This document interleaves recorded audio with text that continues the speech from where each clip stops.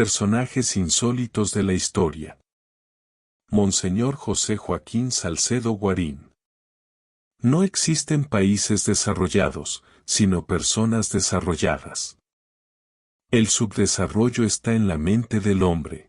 Monseñor Salcedo, como lo conocimos siempre, un visionario colombiano, reconocido como el Quijote de los medios, vino al mundo en Corrales, hoy con una población de alrededor de 2.500 personas.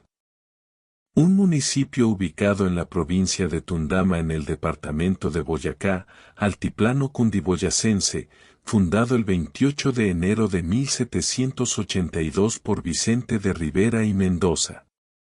Su nombre proviene porque en aquellos tiempos quedaba en el camino más directo y casi obligado, para conducir ganado que de los llanos orientales traían a Sogamoso, por Socha y Tasco. Aunque la versión más conocida, que está en el acta de fundación de la parroquia y en todos los documentos que conforman el expediente respectivo, es la de Sitio del Molino de los Corrales. Durante la campaña libertadora de Nueva Granada, se llevaron a cabo 3 acciones militares en su territorio. La primera de ellas tuvo lugar el 7 de julio de 1819. La avanzada realista destacada en Corrales, compuesta por 7 hombres de caballería, se encontró a orillas del río Chicamocha con las tropas neogranadinas.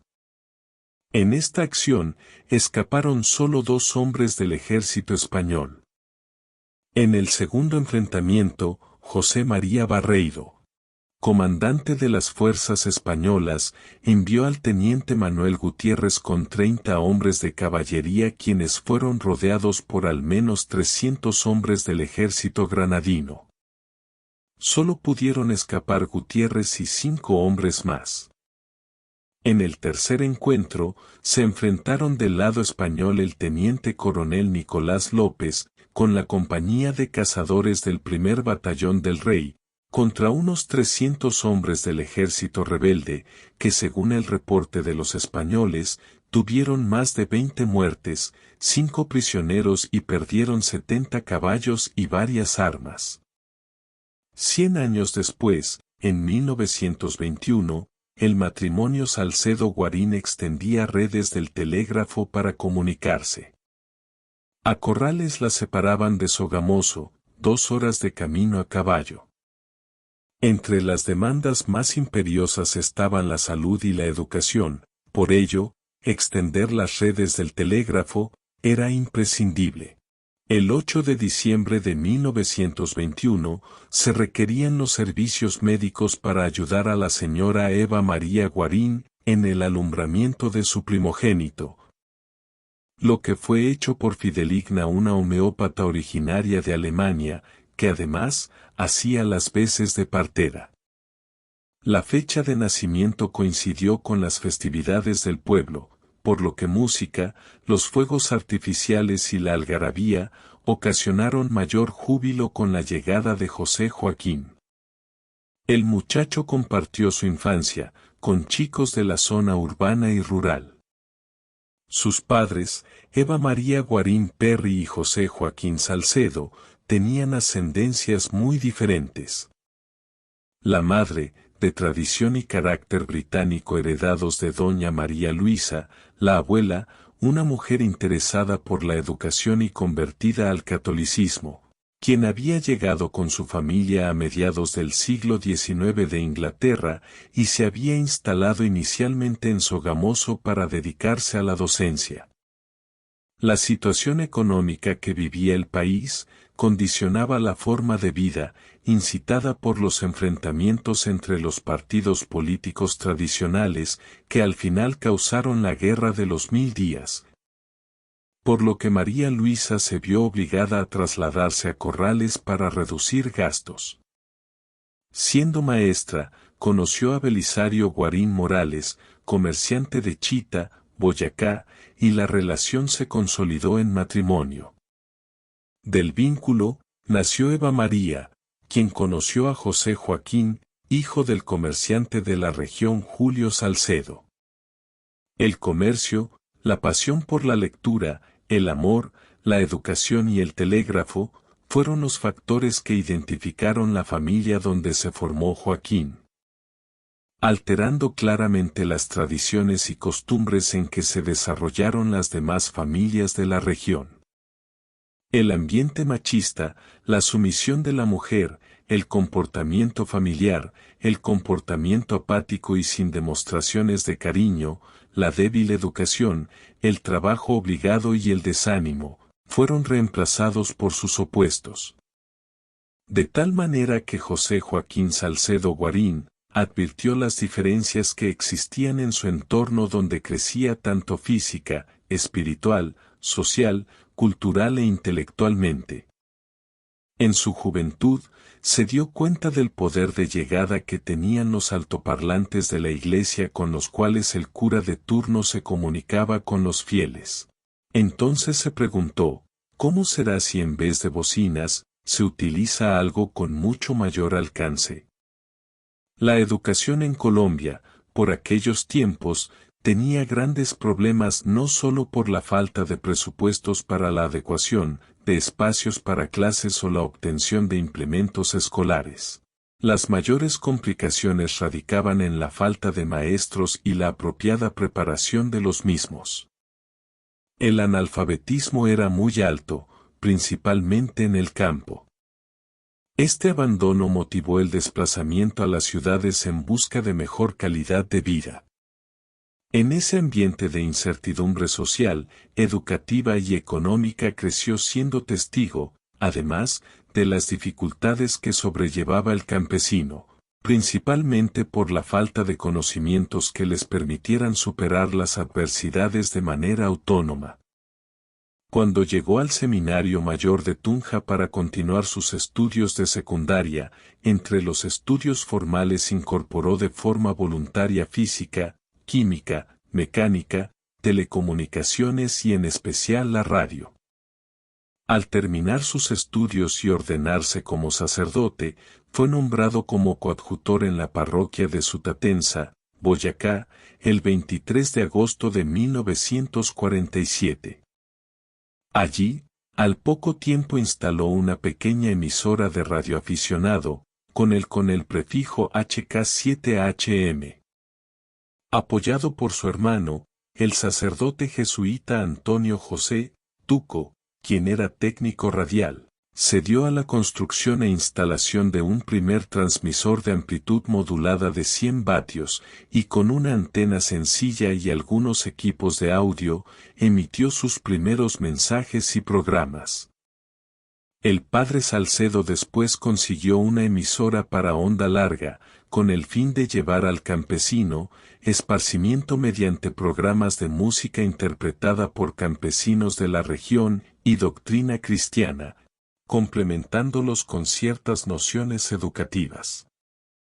El 18 de noviembre se emitió la primera transmisión oficial de un programa cultural, el cual llegó a la vereda de Irzón, y se pudo recibir con un cubrimiento de 24 kilómetros a la redonda.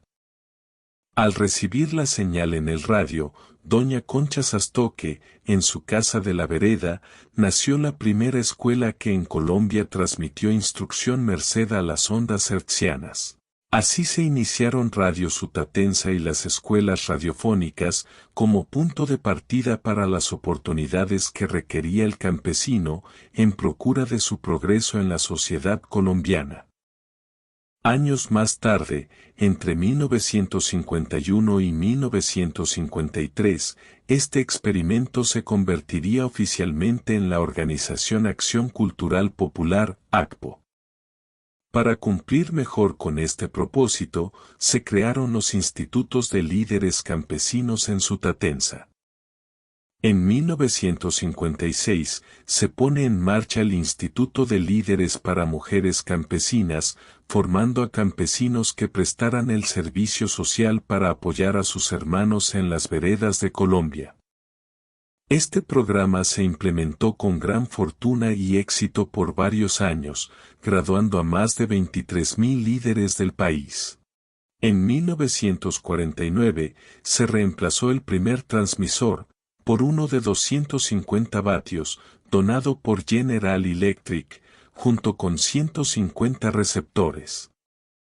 Con él se cubrieron aproximadamente 1000 kilómetros, alrededor de Sutatenza. En septiembre del mismo año, el Ministerio de Comunicaciones otorgó la licencia definitiva a Radio Sutatenza y se inauguraron oficialmente las escuelas radiofónicas, por parte del presidente de la República Mariano Ospina Pérez.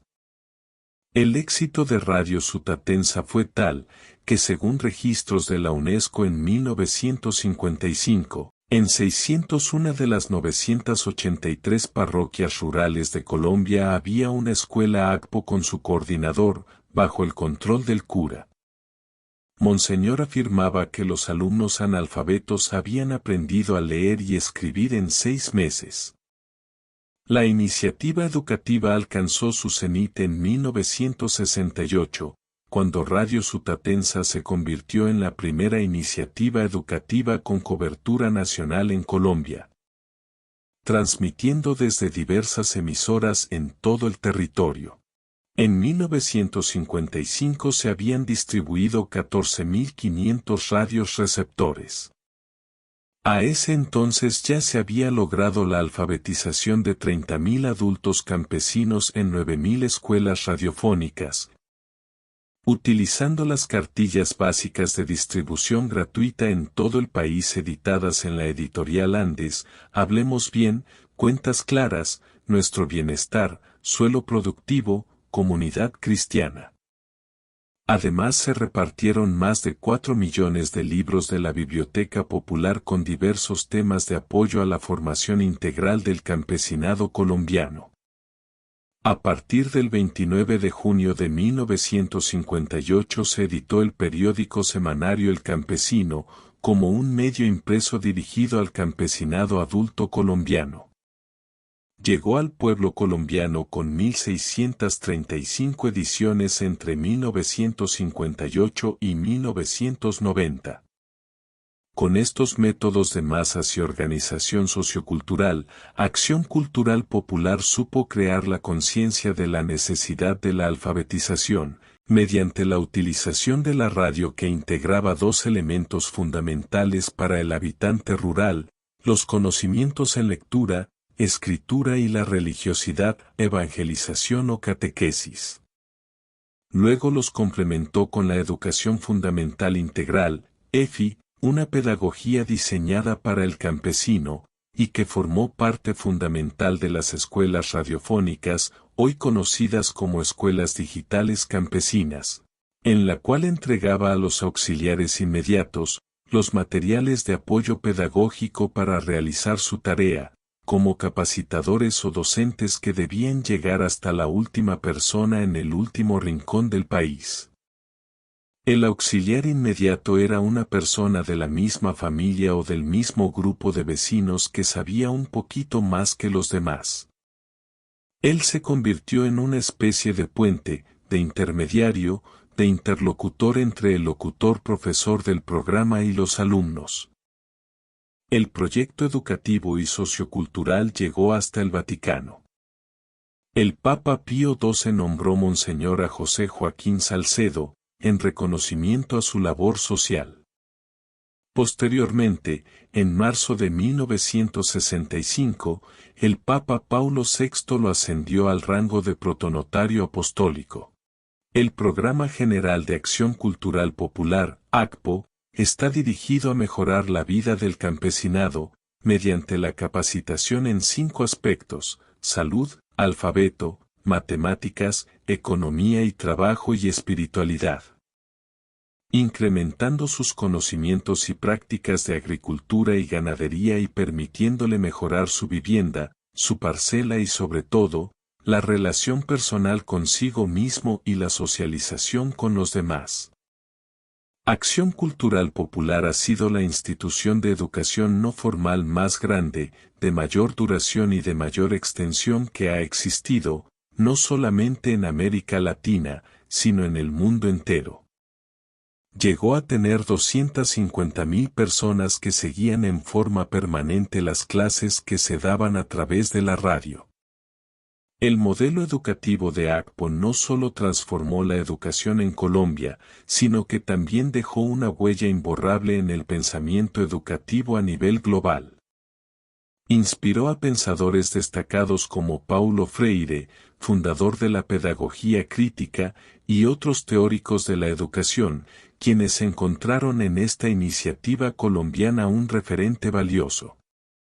El compromiso de Monseñor Salcedo no fue en solitario, respaldado por su familia en primer lugar, y por grandes colaboradores como el Dr. Luis Alejandro Salas Lesaca, cofundador de la institución, Hernando Bernal Alarcón, Doña Flor Rojas de Suescún, Fernando Sarmiento, Camilo Delgado Morales, director de la editorial Andes, y muchos otros, quienes fueron incansables durante toda su existencia.